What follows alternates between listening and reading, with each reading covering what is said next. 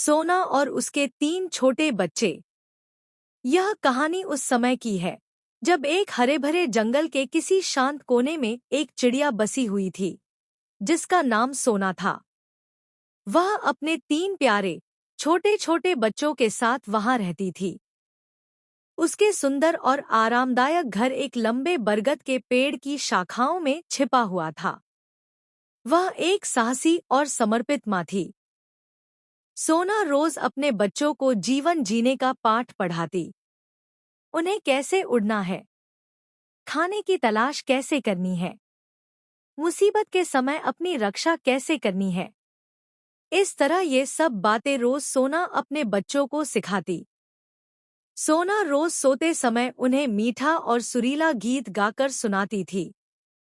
उसकी सुरीली धुन बच्चों के दिल को खुशी से भर देती थी। सोना और चीकू। सोना का एक पुराना दोस्त चीकू कौआ था। वह पास के पेड़ पर ही रहता था। वह अक्सर सोना के साथ खाने की तलाश में उसके साथ जाया करता था। जब सोना बच्चों के लिए खाना लेने निकली, उसका दोस्त चीकू भी आ गया। चीकू ने सोना से पूछा, सोना, क्या तुमने उस क्रूर चील के बारे में सुना? कल उसने कबूतर के बच्चों को अपना खाना बना लिया। सभी कबूतर के लिए दुखी है। सारे पक्षी अपने अपने बच्चों को लेकर बहुत डरे हुए हैं। सोना ने बताया, हाँ भाई चीकू, मैंने भी सुना है कि उसने कबूतर के 2 बच्चों को खा लिया। अगर वो समय से न आती तो वो दुष्ट चील उसके तीसरे बच्चे को भी खा जाता। चीकू ने आगे बताया, देखो सोना, मैं तुम्हें डरा नहीं रहा बल्कि बहुत भारी दिल से बता रहा हूँ कि उस चील की निगाह अब तुम्हारे घर पर है। मैंने उसे आज तुम्हारे घर के ऊपर घूमते हुए देखा। तुम्हें अब सावधानी से रहना होगा। सोना चीकू की बात सुनकर डर गई। उसका दिल दहला गया। घर पहुंचने पर उसने अपने प्यारे बच्चों को गले से लगाया। वह जानती थी कि उसके बच्चे अब खतरे में हैं। सोना और चीकू की योजना।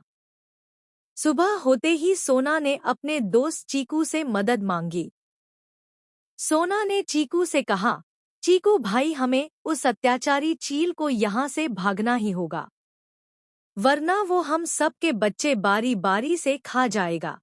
चीकू सोना की बात से सहमत था, लेकिन उसने सोना से पूछा, पर हम उस चील का सामना अकेले कैसे करेंगे? सोना ने अपना प्लान चीकू को विस्तार से समझाया। सोना ने अपने बच्चों को चीकू के घर छोड़ दिया। दोनों दूसरे पक्षियों से मदद मांगने निकल गए।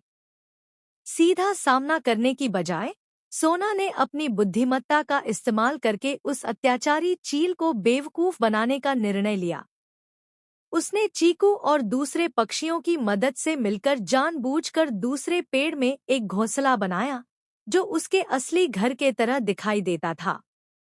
घोंसले के अंदर उसने पत्थर, कीड़े, टहनियां रख दिए और उन्हें घास से ढक दिया। उसने घोंसले की बनावट इस प्रकार की मानो उसमें स्वयं उसके बच्चे बैठे हो। सोना जानती थी कि चील की तेज आंखें इस घोंसले को देखेंगी। सभी पक्षी छुप गए।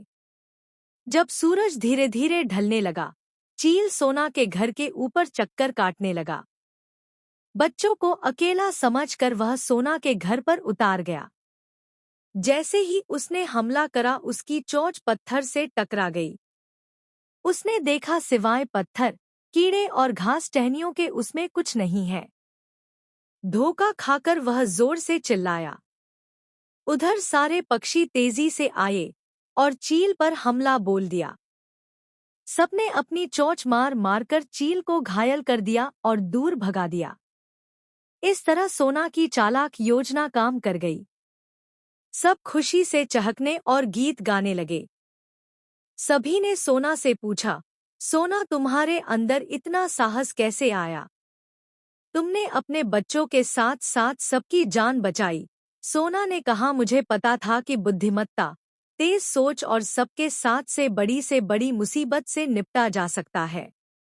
बस इसी सोच से आज हम सब ने मिलकर एक बड़ी मुसीबत का सामना किया और हम जीत भी गए। इस तरह ये सबके लिए एक यादगार घटना बनकर रह गई। सभी पक्षी अपने बच्चों को कहानी के रूप में इस सच्ची घटना को सुनाते ताकि वे भी अपने बच्चों को निडर और साहसी बना सके। कहानी से सीख, मोरल: हमें जल्दबाजी में कभी कोई निर्णय नहीं लेना चाहिए। हमें सूझबूझ और बुद्धिमानी के साथ काम करना चाहिए। एक साथ मिलकर हम बड़ी से बड़ी मुसीबत का सामना कर सकते हैं।